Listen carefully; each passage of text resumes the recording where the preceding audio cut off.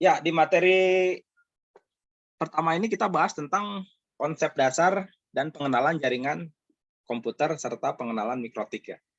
Nah, jadi untuk memahami modul 1 ini adalah modul awal bagaimana kita melangkah selanjutnya ke modul yang lain. Jadi ini adalah fundamentalnya kita belajar mikrotik. Nah, biasanya ketika kita mengawali sesuatu atau belajar hal baru gitu kan, ini merupakan hal yang tersulit ya, karena memulai itu memang tersulit. Tapi dengan mencoba saya memetakan dari konsep dasar jaringan, nanti peta materi ke materi selanjutnya akan lebih mudah. Nah, sebelum mengkonfigurasi mikrotik, apa yang harus kita pahami? Nah, di sini ada 4 hal ya yang harus kita pahami. Yang pertama tentang pengenalan jaringannya itu sendiri, mulai dari manfaat, tujuan kenapa ada jaringan komputer ya. Kemudian kita mencoba membuat topologi dan memahaminya. Terus terkait dengan topologi itu nanti ada IP address dan terkait dengan OSI model. Atau kalau tadi di dalam soal pretest kan ada berkenaan dengan OSI model itu ada berapa layer ya? Jawabannya itu adalah 7 layer. Nah, kita untuk mikrotiknya itu sendiri berada di layer yang ketiga. Jadi di layer network. Jadi jaringan itu memang berlapis ya. Jadi mulai dari perangkat keras, hardware, sampai ke pengalamatan, komunikasi data, sampai ke application. Nah, kalau sekarang kita bekerja di layar komputer kita, sebenarnya ini udah langsung ke misalnya layer 7 gitu ya. Jadi artinya ketika kita, contoh ini saya akan demonstrasikan ya. Jadi ketika kita udah membuka aplikasi seperti ini kan, command prompt, nah ini kita sudah ranahnya udah di aplikasi gitu ya. Jadi intinya jaringan itu tadi dari layer 1 sampai layer 7 ya.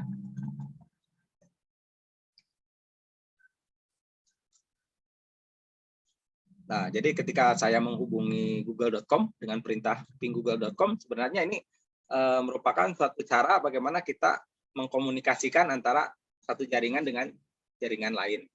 Jadi ini komputer saya ini sudah terhubung ke jaringan global atau jaringan internet. Kalau saya coba hubungi detik.com ya.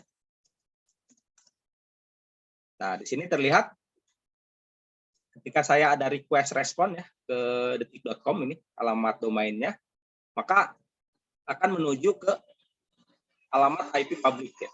Nah, jadi nanti kita juga mengenal istilah di IP address itu ada IP private sama IP public. Kemudian berapa lama kita bisa sampai ke tujuan ya. Ini dihitung dengan waktunya. Nah, biasanya kalau dalam jaringan komputer itu bisa diilustrasikan ketika kita mengirimkan pesan ke komputer yang lain atau pengalamatan, itu akan melewati beberapa rute. Atau kalau di jaringan itu disebutnya routing ya. Jadi fungsi dasar mikrotik atau fungsi dasar router itu adalah sebenarnya routing. Jadi menuju ke alamat yang dituju. Contoh, saya akan menghubungi tadi detik.com ya. Jadi perintahnya saya akan lakukan reset, kemudian nama ke situsnya ya. Ini salah satu utility di Windows, itu namanya traceroute ya. Jadi nanti akan terlihat setelah saya melakukan fungsi traceroute ini akan melewati beberapa gateway atau melewati beberapa rute pengalamatan ya, mulai dari alamat IP address lokal, ini contohnya 192.168.1.1, ini disebutnya IP address ya, atau pengalamatan. Jadi pengalamatan di komputer. Jadi tujuan utamanya sebenarnya ke sini, ke alamat detik.com, tujuan utamanya. Hanya sebelum ke detik.com, dia melewati beberapa proses routing ya, seperti ini. Jadi kalau diilustrasikan ke jalan itu menuju ke tempat kerja kita dari rumah gitu, itu akan melewati beberapa jalan-jalan lain. Nah, begitupun di jaringan. Nah, jadi totalnya nanti bisa kita lihat ya berapa root ya. Ini rule-nya di sini.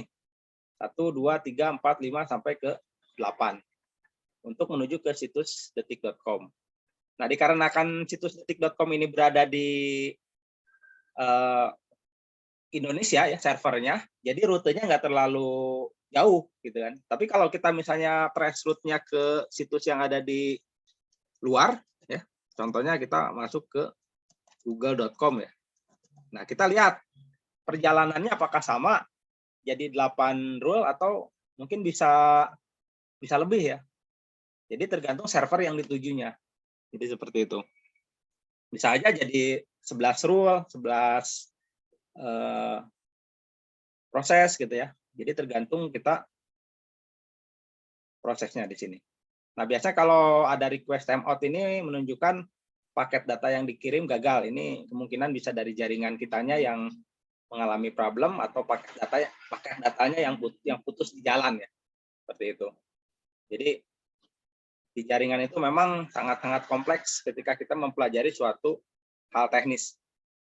Nah, di sini udah lebih ya, lebih dari 8. Jadi sudah masuk ke rule ke-9 atau perjalanan ke-9 sini. 10, 11, 12.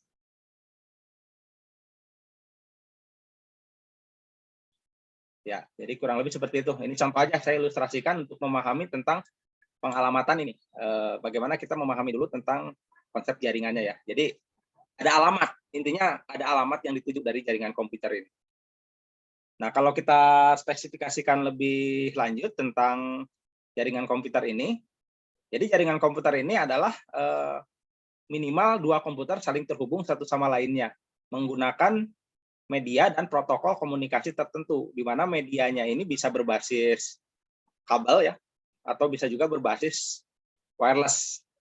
Contohnya kalau kita menggunakan kabel seperti ini, ada 2 komputer yang terhubung, 192, 168, 10.3 akan berkomunikasi dengan 192, 168, 10.4. Nah, di mana setiap jaringan komputer itu harus mempunyai identitas. Nah, IP address 192, 168, 10.3 itu disebutnya adalah IP address atau pengalamatan.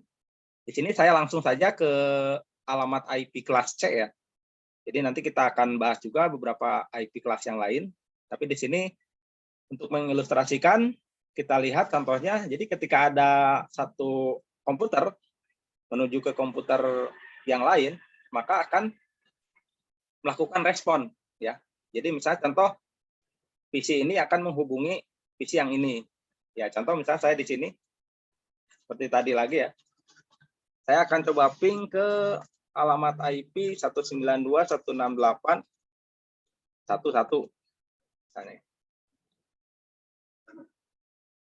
Nah, ini adalah alamat IP komputer lain yang saya tuju dengan statusnya adalah reply from 192.168.1.1. Artinya salah satu perintah untuk mengecek salah satu koneksi komputer kita terhubung atau tidak, ini kita bisa menggunakan perintah ping. Jadi contohnya saya ping ke komputer dengan alamat IP tujuan 192.168.1.1. Jadi kalau ada reply from 192.168.1.1 berarti nantinya ada jawaban dari sini. Contoh ya. Jadi ketika ini berkomunikasi dengan komputer ini nggak diam. Jadi ada interaksi 2 arah. Kalau misalnya komputer ininya down atau sedang off, maka nggak akan ada komunikasi lagi ya. Udah, sistemnya jadi seperti ini. Kalau saya ping contoh ke alamat IP yang tidak ada atau misalnya komputernya sedang off, saya ping ke 1.8 ya. Nah, ini 1.8 ada ya. Berarti masih bisa berkomunikasi. Coba ke 9. Nah, ini coba ke alamat 19. Nah, di sini terlihat pesannya adalah destination host unstable. Berarti menunjukkan sebenarnya di sini ada pesannya juga gitu ya. 19 gitu ya. Tapi di sini destination host unstable. Jadi tujuan paket yang ditujunya tidak ada, artinya bisa jadi destination host unstable ini adalah putus komunikasinya. Bisa dari perangkatnya yang putus ataupun bisa juga komputernya sedang down. Jadi kesimpulannya dari materi pengenalan jaringan komputer ini bagaimana kita menghubungkan satu komputer dengan komputer lainnya supaya bisa saling berkomunikasi. Nah, salah satu aturan yang harus kita gunakan adalah menggunakan protokol TCP/IP. Jadi kalau di dalam kuis di nomor 1 ada pertanyaan tentang TCP/IP ya, tadi komunikasi jaringan itu menggunakan TCP/IP. Jadi ini adalah protokol standar yang biasa kita gunakan. Jadi antar komputer atau antar sistem operasi itu bisa berkomunikasi, mau Windows dengan Windows, kemudian ada Linux dengan Windows, atau yang lainnya. Jadi ini merupakan protokol standar ya dalam jaringan komputer. Oke, baik yang berikutnya, untuk lebih memahami tentang jaringan komputer, kita langsung ke membuat topologi jaringannya. Seperti apa topologi jaringannya? Kita lihat. Nah, di sini saya sudah ada 2 buah topologi ya. Ada jaringan komputer menggunakan switch, kemudian ada jaringan komputer menggunakan router atau LAN, atau bisa juga langsung kombinasi antara switch dan LAN. Nah, di topologi yang pertama di sini kita lihat setiap komputer di sini mempunyai IP address ya yang berbeda.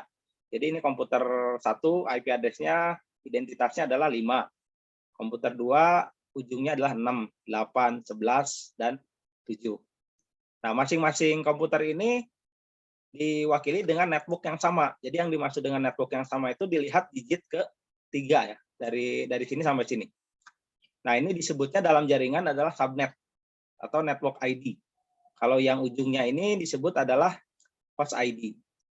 Jadi ketika komputer 1 mau berkomunikasi dengan komputer 2, maka akan menuju ke host ID-nya.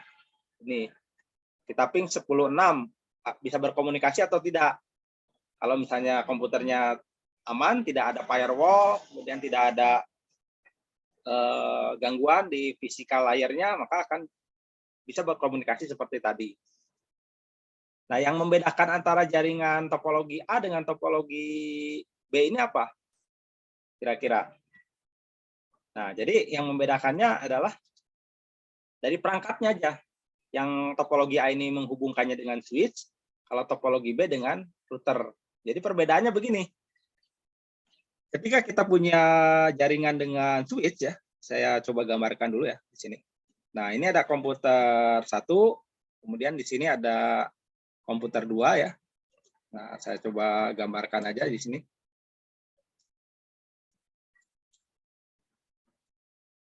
Ini ada komunikasi misalnya ya. Nah, saya seperti ini ya gambarnya. Nah, ini kan di tengah-tengah ini ada penghubungnya sebenarnya. Kalau misalnya jaringan komputernya cuma 2, jadi langsung pakai kabel aja bisa terkoneksi. Tapi kalau komputernya sudah banyak, jadi contohnya di sini saya nambah lagi komputer 1, kemudian saya nambah lagi di sini komputer satunya lagi gitu ya. Nah, ini harus ada perangkat yang disebut dengan bisa dibilang switch ya.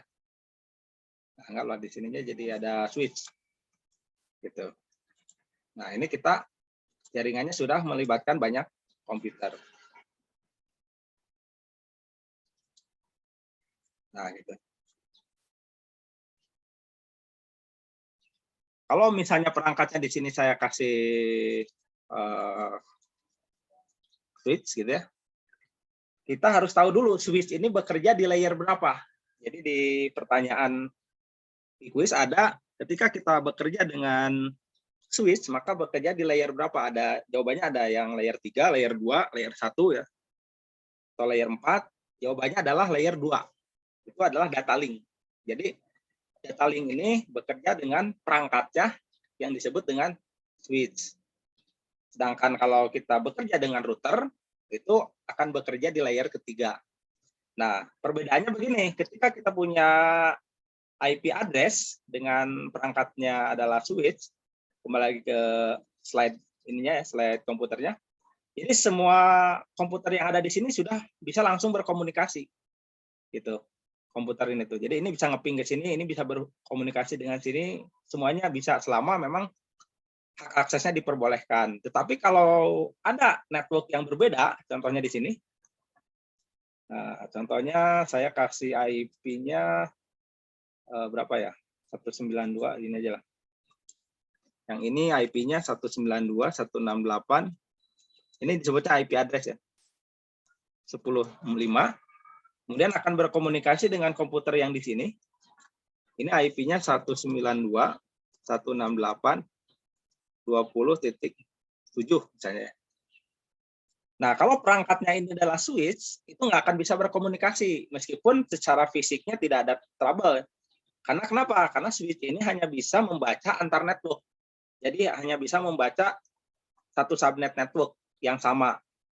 Kalau 10 dengan 10 ini bisa, ya. Tapi kalau misalnya sudah 10 dengan 20, ini kita butuh perangkat yang namanya router. Jadi di sini harus diganti nantinya, jangan menggunakan switch kalau kasusnya seperti ini, tapi harus menggunakan router. Nah, kenapa bisa berkomunikasi? Karena perbedaan switch dan router itu, kalau switch hanya bisa membaca network yang sama, kalau router bisa membaca antar network. Atau router di sini saya kasih catatan ya. Jadi kelebihan router itu diantaranya adalah mempunyai tabel routing.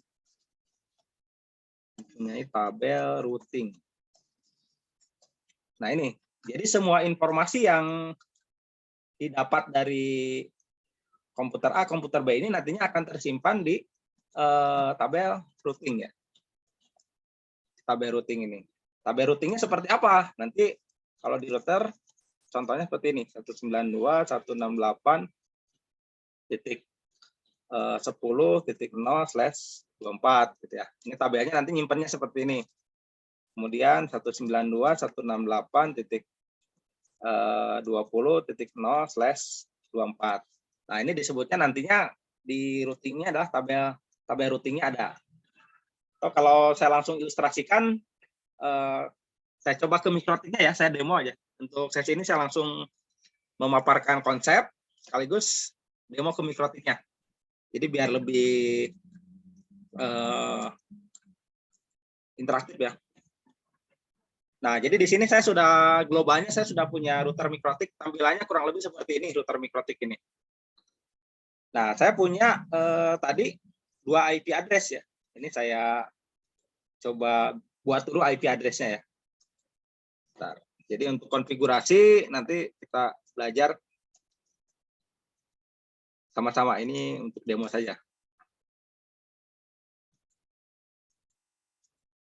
Nah, ini IP address pertama ya. Kemudian saya tambahkan lagi satu lagi.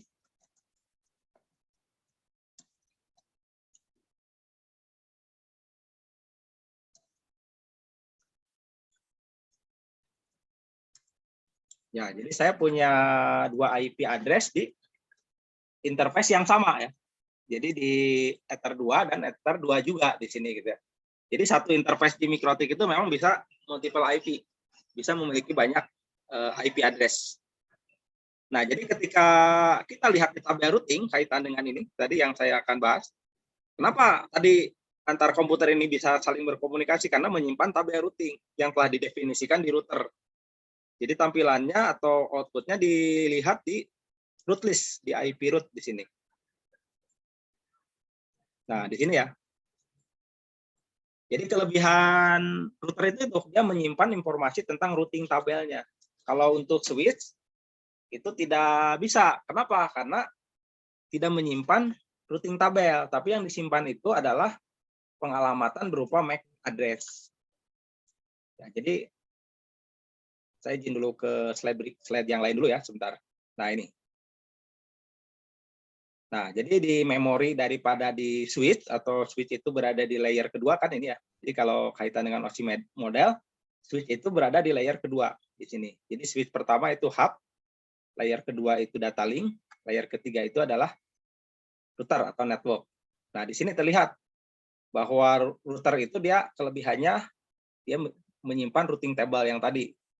Sedangkan untuk switch hanya berupa MAC address saja.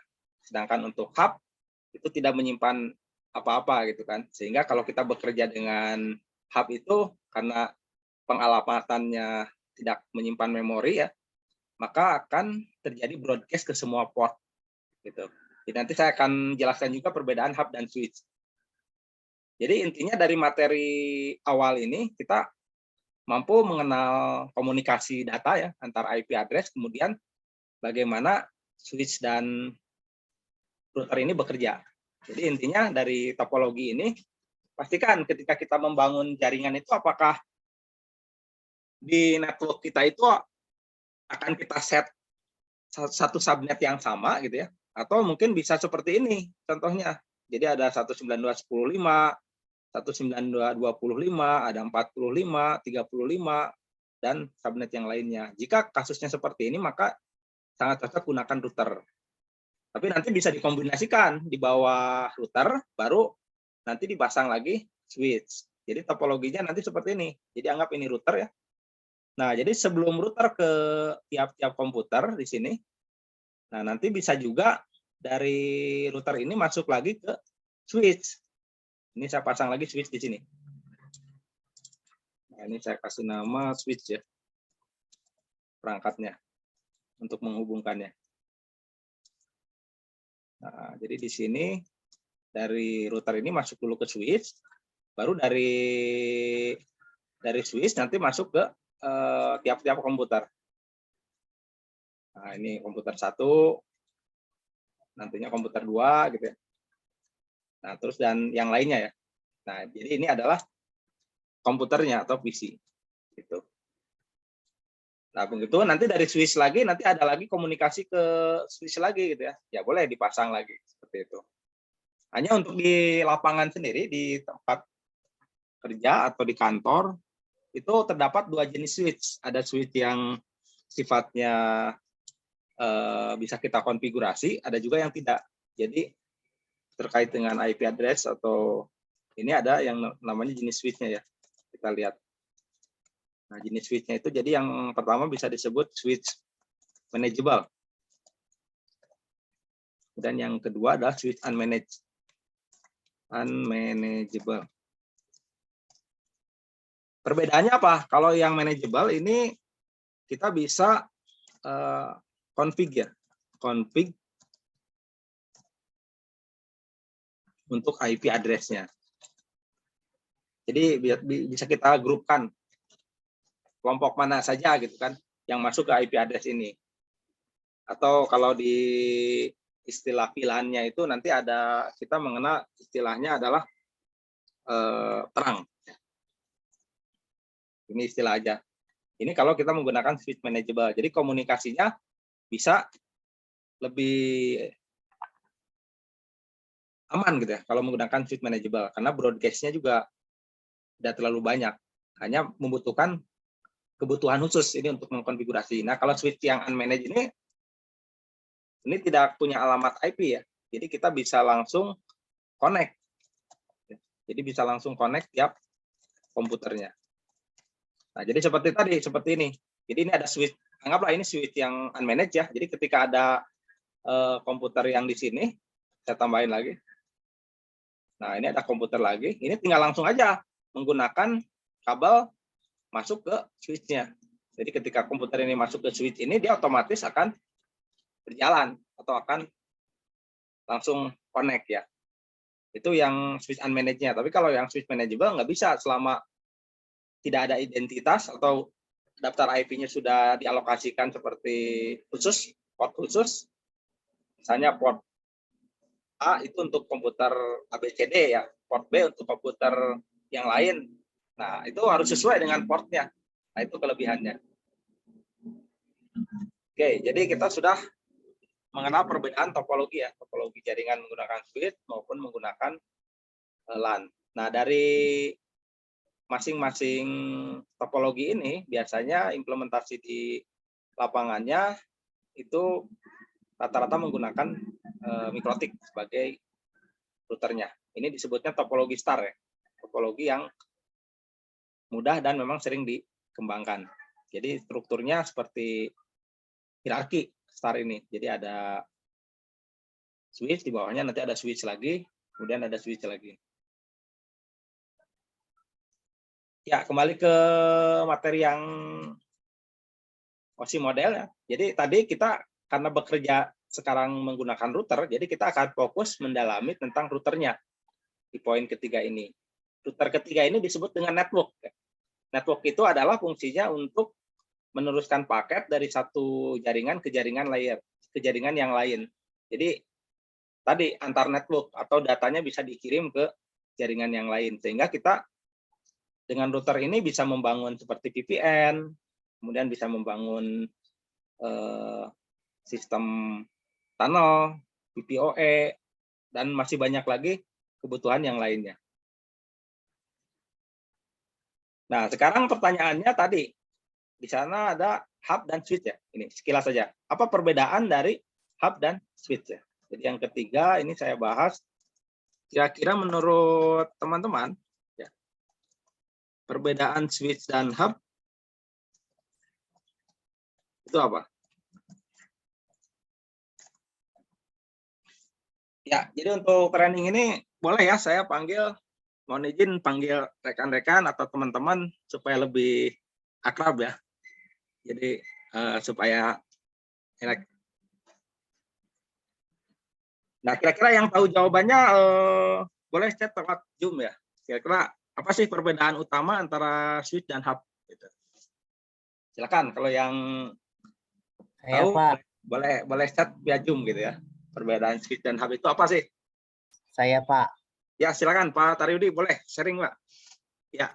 Kalau switch itu mungkin kayaknya bisa beda ini gitu Pak, menghubungkan PC itu bisa beda komputer atau bisa beda jaringan. Ya. Kalau hub itu kayaknya sih nggak bisa Pak. Ya. Gitu. Itu kayaknya sih Pak. Gitu. Berarti dari komunikasi ininya ya, komunikasi pengalamatan IP-nya ya, gitu ya.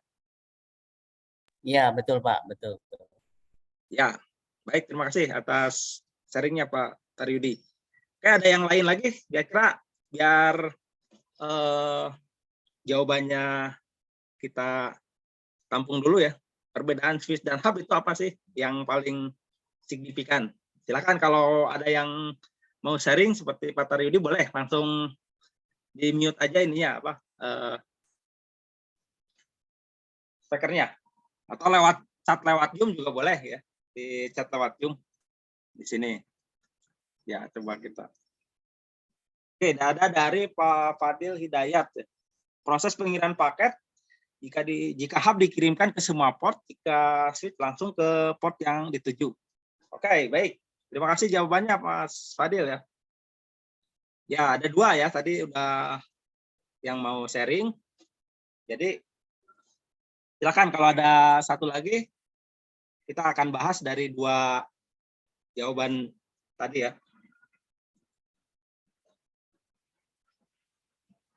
Ya, ini ada Pak Subaidi. Hub berfungsi sebagai titik koneksi umum untuk perangkat jaringan.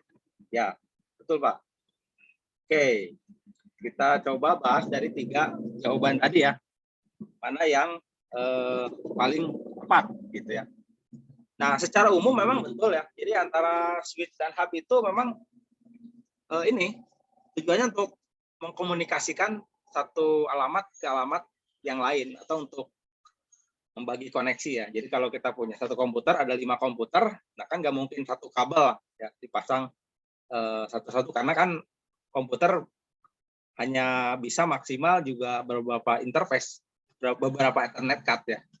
Nah, jadi yang pertama, kalau untuk antar network ya dari Pak Taryudi tadi memang betul, switch ini dia bisa membaca IP address. Hanya catatannya adalah IP address yang dibacanya itu harus satu network, Pak. IP address-nya harus satu network. Begitupun switch. Jadi ini adalah switch dan hub itu sama, dia hanya membaca satu network. Seperti di sini. Coba sebentar. Kita lihat di ORC model ya. Nah, di sini Pak, di connectivity. Jadi di connectivity-nya atau komunikasinya, switch sama hub ini hanya antar network yang sama. Jadi kalau misalnya kita punya IP yang kita akan hubungkan 192.168.10.2, nah ini hanya bisa berkomunikasi dengan IP 192.168.10.3. Jadi networknya sama gitu ya, ini baik switch dan hub. Tapi kalau misalnya networknya sudah berbeda, seperti ini pakai 20.3, nah ini memang kita harus menggunakan perangkat router gitu ya. Nah itu jawaban yang pertama, memang betul untuk komunikasi hanya dari sisi pengalamatan networknya saja. Ini hanya switch hub itu hanya membaca network yang sama. Oke, kalau untuk jawaban yang kedua tadi dari siapa di sini? Mas Fadil ya. Proses pengiriman paket jika hub dikirim ke semua port. Tapi kalau switch langsung ke port yang dituju. Betul, Mas. Nah, ini sebenarnya jawaban yang paling tepat gitu ya. Karena perbedaannya itu kalau switch itu dia langsung ke tujuan komunikasinya. Tapi kalau misalnya hub itu dia akan ngirimnya ke beberapa komputer gitu atau semua komputer gitu ya. Jadi semua disampaikan gitu ya. Jadi kalau ada surat, contohnya ada surat dari kepala dinas misalnya ke kecamatan gitu ya. Nah, dari kecamatan ini langsung ditujukan ke kepala desa A misalnya ya. Nah, itu contohnya switch gitu. Jadi langsung ke tujuannya. Tapi kalau hub itu ada surat ini disebarkan lagi ke kepala desa yang lain contohnya. Nah, jadi dalam komputer seperti ini di topologi ini. Jadi ketika di sini berbicara switch ya. Saya ganti lagi ininya adalah switch. Jadi paket data itu akan terkirim ke semua, fokus ke satu aja. Jadi misalnya ini akan ngirim dari komputer A di sini ke komputer B. Nah, jadi dia akan merespon dari komputer ini akan ngirim ke komputer ini misalnya. Dia akan masuk dulu ke switch datanya. Nah, masuk ke sini. Dari sini akan langsung ditujukan ke sini. Gitu ya. Tapi kalau misalnya kita menggunakan hub sebagai perangkat ininya, maka dari sini akan masuk dulu ke hub. Ini. Tapi dari hub ini nggak akan langsung ke sini, Pak. Dia akan nge-broadcast dulu ke semua komputer, misalnya nge-broadcast ke sini, ya, nge-broadcast juga ke sini, nge-broadcast ke sini, gitu ya. Baru nanti nge-broadcast ke sini. Nah, jadi itu perbedaannya. Makanya ketika kita mengimplementasikan switch atau hub itu, perbedaan yang paling mendasarnya nanti dari sisi broadcast atau trafficnya. Kok kenapa traffic jaringannya jadi sangat padat gitu ya? Bukan hanya dari sisi bandwidth management saja memang yang harus kita atur, tapi dari sisi perangkatnya juga itu mempengaruhi. Jaringan jadi lemot misalnya ya. Kalau kita cek ternyata pakai hub gitu ya. Memang secara physically hub sama switch itu sama bentuknya gitu kan. Jadi kalau saya switch-nya di sana belum saya bawa, nanti saya coba tunjukkan antara switch manageable sama switch yang unmanaged itu sama bentuknya. Tapi dari sisi fungsi atau cara kerja itu berbeda. Nah, jadi kurang lebih seperti itu. Sebentar, kalau saya coba set yang lain ya, barangkali nanti ada jawaban yang misalnya tambahan. Kita coba. Nah, jadi intinya sebenarnya seperti itu. Jadi kita bisa mengkomunikasikan semua jaringan komputer itu dengan perangkat yang berbeda ya. Bisa switch, bisa hub, bisa router, tapi nanti kembali lagi kepada kebutuhan. Ya, jadi kurang lebih seperti itu ya. Terima kasih yang sudah mau sharing. Nanti kita coba ini lagi bahas lagi tentang perbedaan switch dan hub. Oke, kita lanjut dulu ke manfaat utama jaringan komputer ya.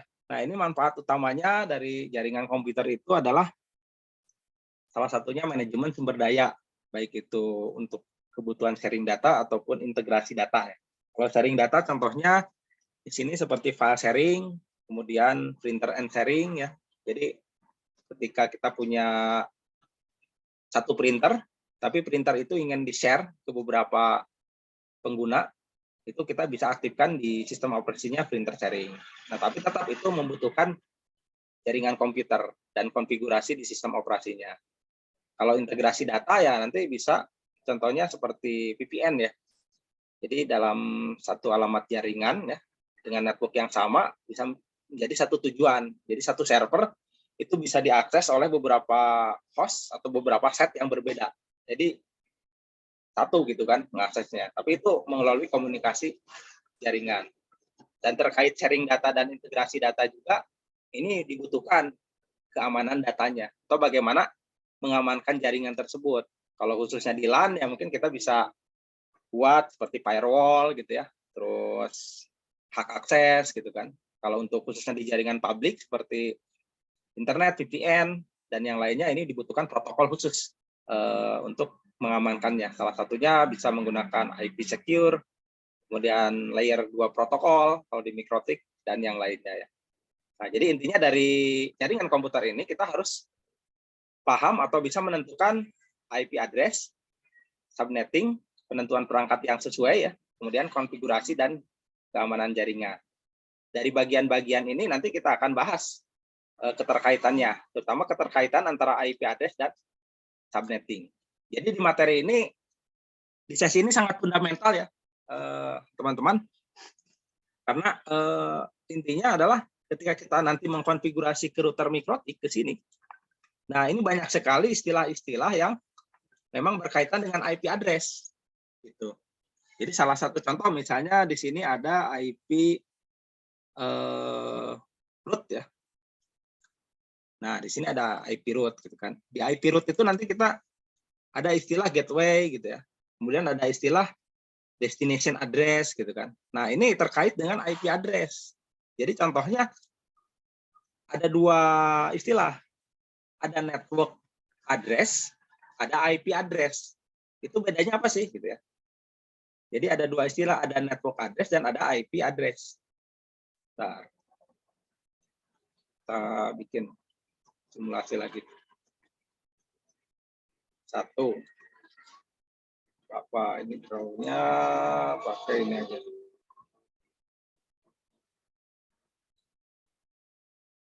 Pakai.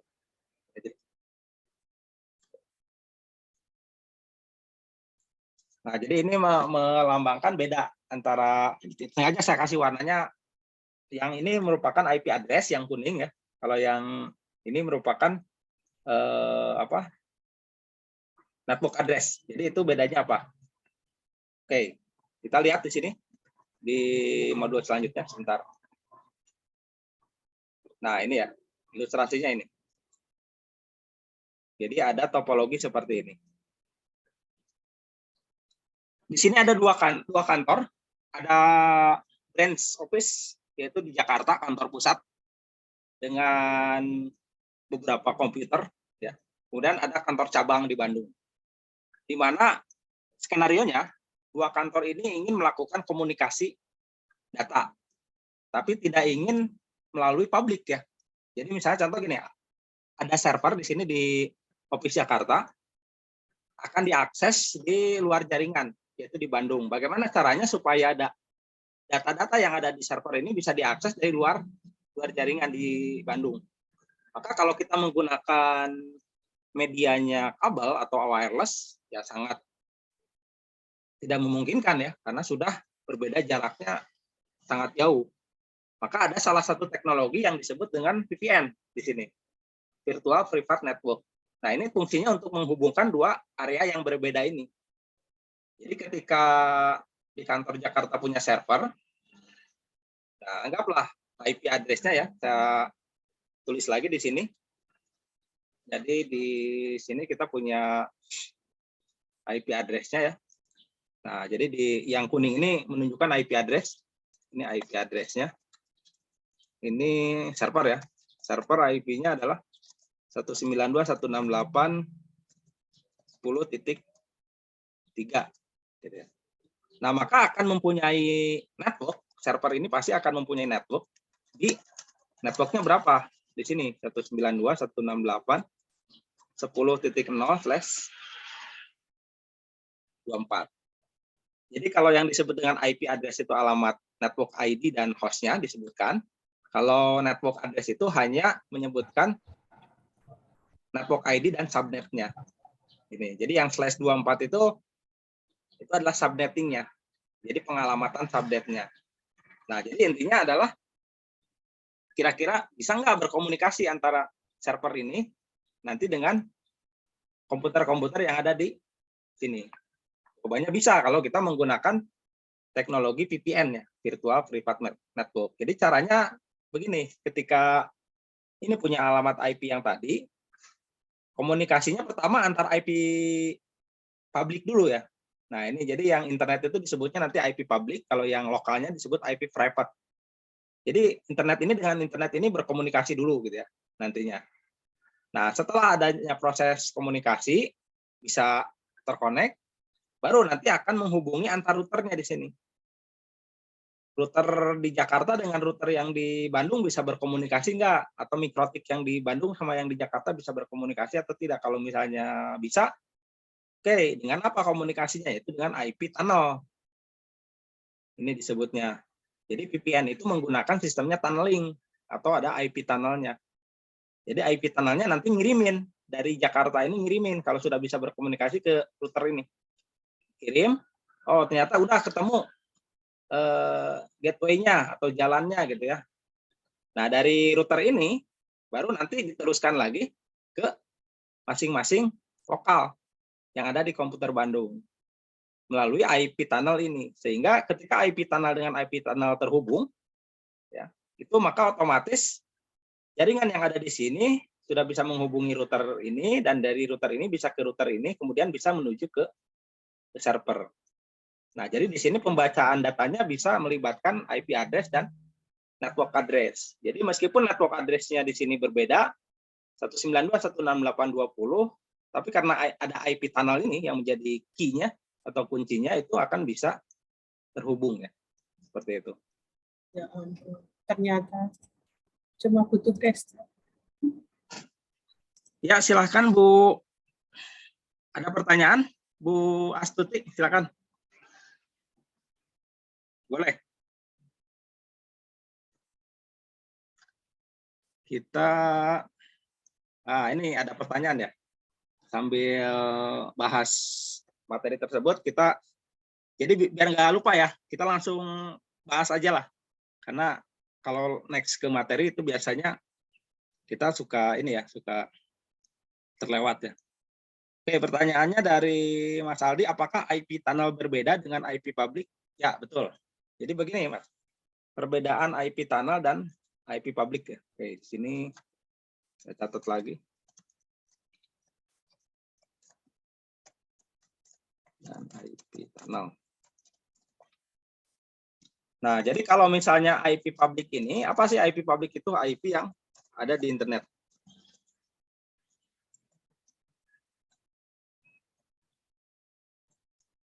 Sedangkan IP tunnel itu adalah IP yang berada di lokal. Itu perbedaan awalnya itu.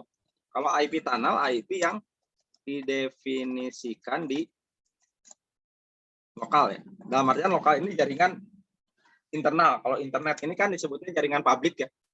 Makanya disebutnya adalah IP publik. Nah, perbedaannya begini, kalau kita berbicara IP publik, ini ada organisasi yang mengatur atau disebutnya IDNIC. IDNIC ini adalah satu organisasi untuk mengatur IP publik. Jadi pengalokasiannya berapa itu sudah diatur sedemikian rupa. Tapi kalau misalnya IP tunnel, itu disebutnya adalah IP private. Kita ketahui IP private itu ada berapa kelas? Ada 3 kelas ya. Jadi ada, ini aja. Jadi IP private itu ada 3 kelas. Oke. Atau ini IP public dulu. IP public ada 2 jenis, ada IP public static. Satu lagi ada IP public dynamic ya. Jadi kita membahas antara perbedaan 2 IP ini. Jadi ada yang static sama ada yang dynamic. Ini perbedaannya. Dan dua-duanya ini ditujukan untuk komunikasi di internet. Nah, sedangkan IP private di sini punya 3 kelas.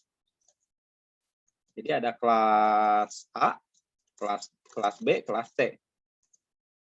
Kelas A, kelas B, kelas C. Sebenarnya ada 5 kelas, tapi untuk kelas D itu disebutnya multicast, sedangkan kelas E itu disebutnya adalah eksperimen. Jadi kedua IP itu jarang digunakan untuk implementasi. Nah, IP tunnel itu nanti beradanya di IP private. Sehingga kita bisa mendefinisikan IP tunnel itu berapa saja. Jadi contoh misalnya saya mau mendefinisikan IP tunnelnya, di sini aja. 19, ya, saya definisikan IP tunnelnya 172.16.5.1 gitu ya. Ini bisa bebas karena ini adalah lokal. Jadi kita mau mendefinisikan berapapun asal sesuai dengan standar itu boleh. Tapi kalau di IP public itu akan ada aturan. Jadi aturannya itu IP public bisa ada 12.16.8. Nah, ini sudah terdaftar di ID NIC ini. Jadi kita ya tidak bisa ngapa-ngapain karena haknya ID NIC ini. Jadi dari ID NIC ini kan disebarkan lagi ke ISP gitu ya.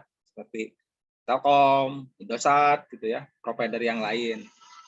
Contoh di tempat saya di sini di rumah saya sendiri, saya menggunakan provider dari Telkom, dari IndiHome ya di sini. Saya coba cek IP publiknya berapa sih? Kita bisa menggunakan layanan yang namanya ini apa? Sebentar, untuk layanannya what is my IP address? Kita cek what is my IP address. Jadi kalau teman-teman bisa buka laptopnya, cek aja di laptop teman-teman ke situ what is my IP address. Nanti akan kebaca berapa IP-nya. Kita klik aja ini.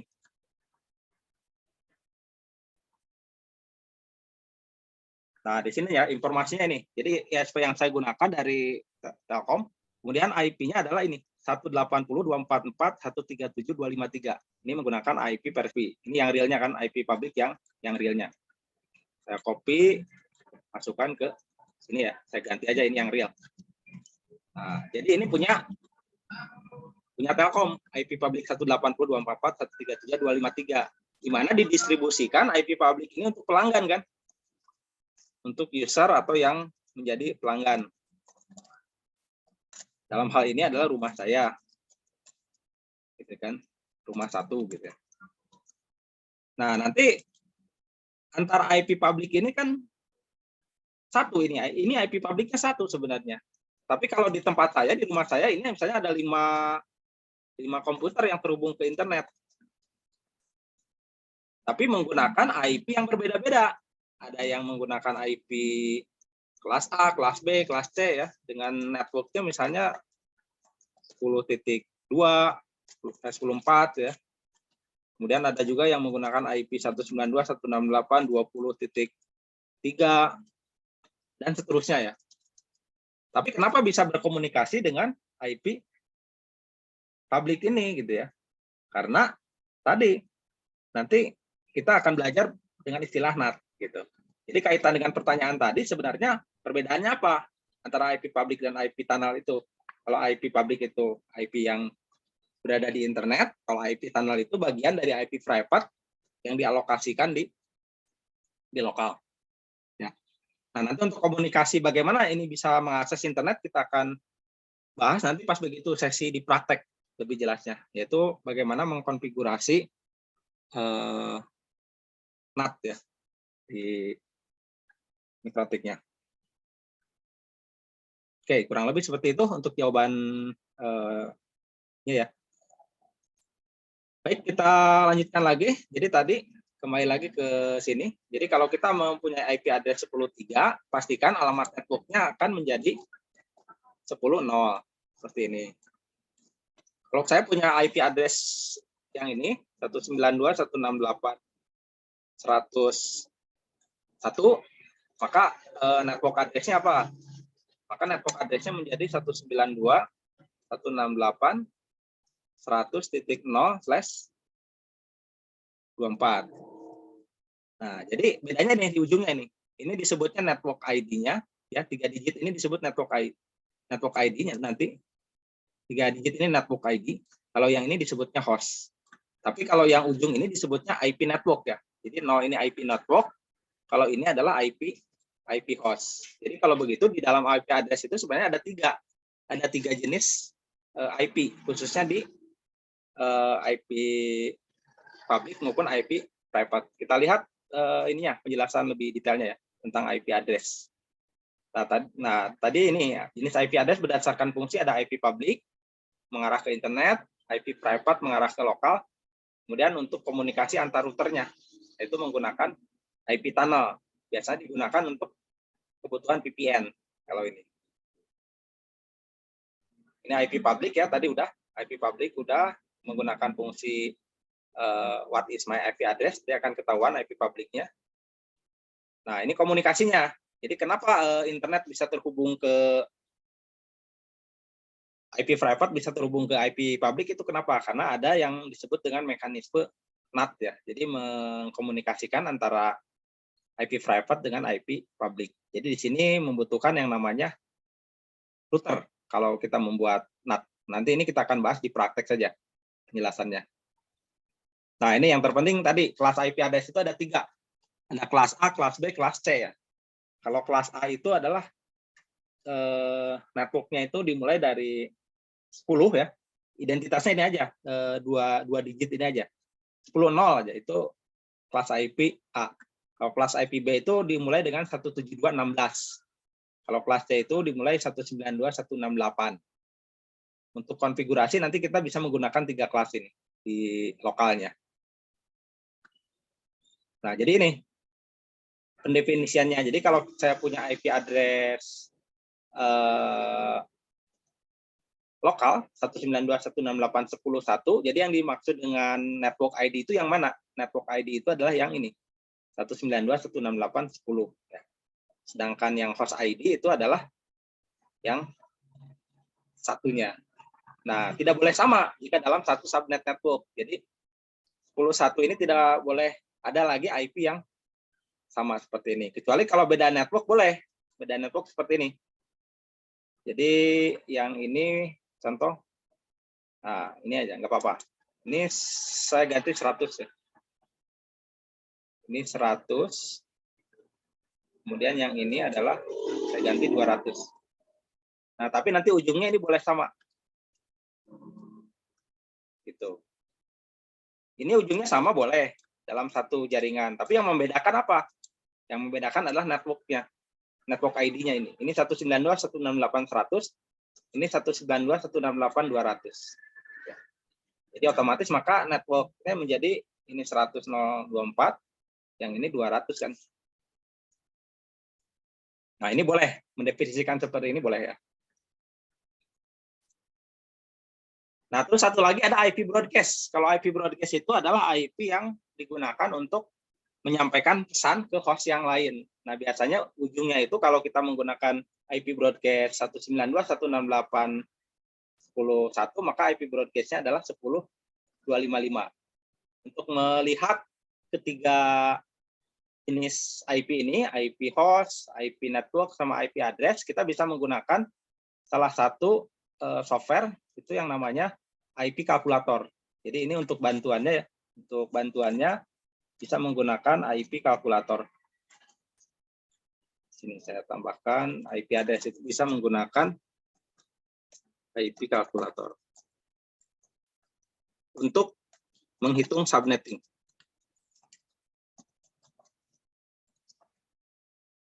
Jadi di internet ada, kita langsung browsing aja ya. Boleh dicoba bareng-bareng ya. Coba silahkan kalau di teman-teman buka situs ininya ya, IP kalkulator, browsing aja. Jadi nanti kita bikin 2 kelompok. Jadi ada yang menggunakan IP 192.168.100, terus nanti ada yang menggunakan IP 192.168.200. Nah, silakan itu dipilih aja bebas ya. Mau menggunakan IP 100 atau 200 ya, bebas. Mau 100 atau 200 ini bebas ininya apa? Networknya. Tapi yang jelas buka dulu IP kalkulatornya, yaitu di situsnya ini, ketika IP kalkulator terus klik. ada IP kalkulator ya. Silakan. Nanti kalau setelah terbuka IP kalkulatornya ya, itu di browser ada. Terus ke bawah nanti di sini ada kolom. Nah, ini untuk menentukan pengalamatan address-nya. Coba ketikkan misalnya saya menggunakan IP yang 100 ya. Bareng-bareng. Jadi yang boleh mau yang 100 atau yang 200 silakan. Samakan aja dengan ininya. Tadi kelompoknya. Saya menggunakan kelompok yang 100. Jadi ketik 192, 168, 100, nanti ujungnya di sini 1 ya.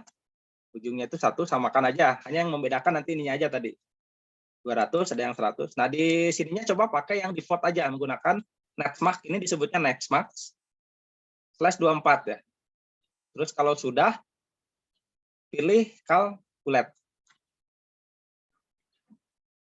Nah, jadi nanti akan muncul informasi lengkapnya tentang penggunaan IP kalkulator ini. Jadi ketika kita menggunakan prefix /24, maka otomatis di sini akan muncul mulai dari networknya ya. Kita baca dari bagian kedua ini aja dulu. Jadi networknya nanti akan menggunakan 100.0/24. Kemudian yang broadcast-nya menggunakan IP 100.255. Berapa IP address untuk usernya? Yaitu IP address-nya mulai dari 101 sampai 10254 gitu. Jumlah hostnya di sini akan terbaca jadi 254 host. Jadi kalau kita mendefinisikan /24 ya, baik yang 101 maupun yang 201, pasti jumlah hostnya sama. 254 gitu ya. Nah, itu. Coba sekarang yang IP-nya 100.1 ganti /nya menjadi 23 ya. Jadi kalau yang IP-nya 101 coba ganti /nya menjadi /23. Terus kalau yang IP-nya 200 ganti /nya jadi 22. Kemudian kirim ke chat Zoom ininya apa? Broadcast-nya ya. Alamat broadcast-nya nanti kirim berapa dapatnya gitu. Jadi supaya lebih interaksi ya.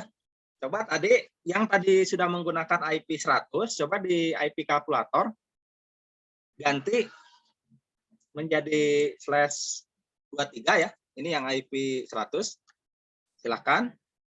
Kemudian yang IP-nya 200 ini ganti /nya jadi 22. Kemudian pilih calculate. Kemudian nanti copy hasilnya IP broadcast-nya ya. IP broadcast-nya copy.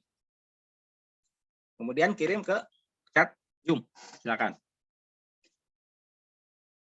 Jadi langkahnya buka dulu situs IP kalkulatornya. Jadi di browser tinggal silakan IP kalkulator aja. Terus nanti masuk ke situsnya ini ya. yodis.de. Kemudian setelah terbuka tampilan seperti ini, nah lihat tadi kalau yang 200 menggunakan /22, kalau yang 100 menggunakan /23. Kemudian hasilnya lihat di sininya ya. Kemudian copy yang alamat IP broadcast-nya.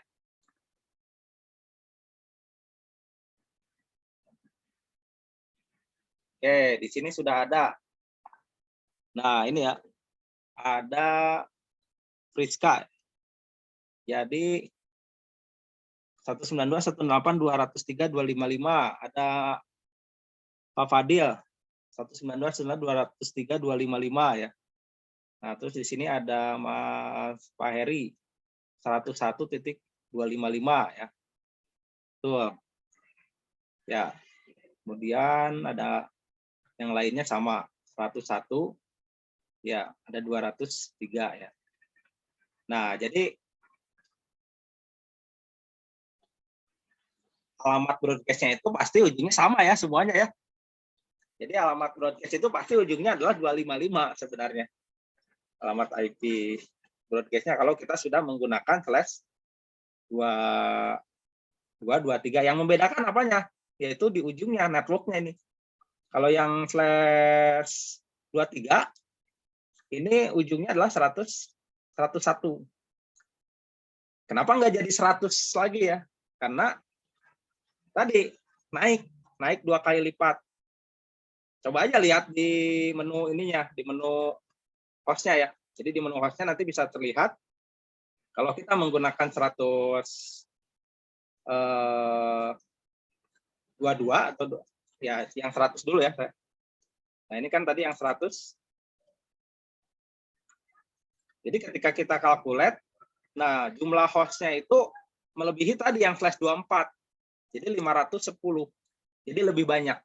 Jadi kalau di jaringan kita mau mendefinisikan jumlah usernya lebih dari 200 user yang pengguna internet, maksudnya di kelas IP private-nya, maka gunakanlah slash 23. Terus kalau mau lebih besar lagi, ada 1000 komputer lebih yang terhubung ke satu network, maka ganti slash-nya menjadi slash 22. Ini. Nah, ini udah 1022 seperti itu. Jadi tools ini memudahkan kita untuk mengalokasikan grup atau kelompok dan mengetahui berapa jumlah host dari subnetting ini. Jadi keterkaitan dari IP address dan subnetting itu intinya adalah kita mengetahui jumlah hostnya. Jumlah hostnya bisa terhubung berapa user gitu ya. Seperti itu. Oke, terima kasih yang udah ngirim chatnya ya. Jadi intinya yang membedakan adalah ujung networknya saja. Tadi, jadi di broadcast-nya nanti yang membedakan. Broadcast-nya di akhir ya. Jadi ini mulainya dari 201, tapi kenapa jadi akhirnya bukan 200 lagi, tapi akhirnya jadi 203. Karena sudah mewakili 3 level, jadi naik ke atas 201, 201, 202, 233 untuk mengakumulasi jumlah hostnya. Seperti itu. Ya, jadi untuk sesi kali ini kita sampai materi subnetting dulu ya, IP address dan subnetting. Nah, karena modulnya sebenarnya untuk jaringan komputer ini output utamanya sebenarnya ini sih. Nanti di Mikrotik itu kita mengkonfigurasi subnetting bagaimana supaya komputer kita itu bisa terhubung dengan beberapa host di jaringannya. Nah, jadi kalau diilustrasikan tujuan utama dibuat subnetting itu untuk apa? Ya tadi, untuk pengelompokan IP address atau diilustrasikannya itu sebagai sebuah jalan yang dimana jalan itu mempunyai beberapa blok lagi dan di blok itu beberapa nomor rumah. Ya. Nah, ini perhitungan subnetting yang tadi. Jadi kenapa hostnya jadi 254 gitu ya? Karena rumusnya ini. Jadi kalau kita menentukan jumlah host itu nanti rumusnya jumlah IP dikurang 2. 2 ini untuk apa? 2 itu untuk IP network sama satu lagi untuk IP broadcast. Itu nggak dipakai di klien karena aturannya di klien itu menggunakan IP host. Ini tabelnya sudah ada ya. Hanya kalau yang slash 23 ke atas itu bisa digunakan di IP kalkulator saja. Seperti tadi, kalau yang prefix slash 24, 25, 26, 27, 28 ini menggunakan tabel ini aja sudah langsung kebaca. Nah, ini untuk mempercepat proses subnetting kita gunakan barusan IP kalkulator ya untuk menghitungnya. Nah, nanti di sesi berikutnya sebelum kita masuk ke materi pengenalan Mikrotik, kita coba membahas dulu sedikit tentang port ya. Ada port apa saja yang ada di Mikrotik. Baik, saya rasa cukup demikian karena waktunya sudah untuk jam coffee break. Nanti kita masuk lagi 10-20 ya, 15 menit jadi untuk coffee break-nya. Nanti untuk sesi tanya jawabnya sekalian kita lakukan setelah kita beres sesi coffee break.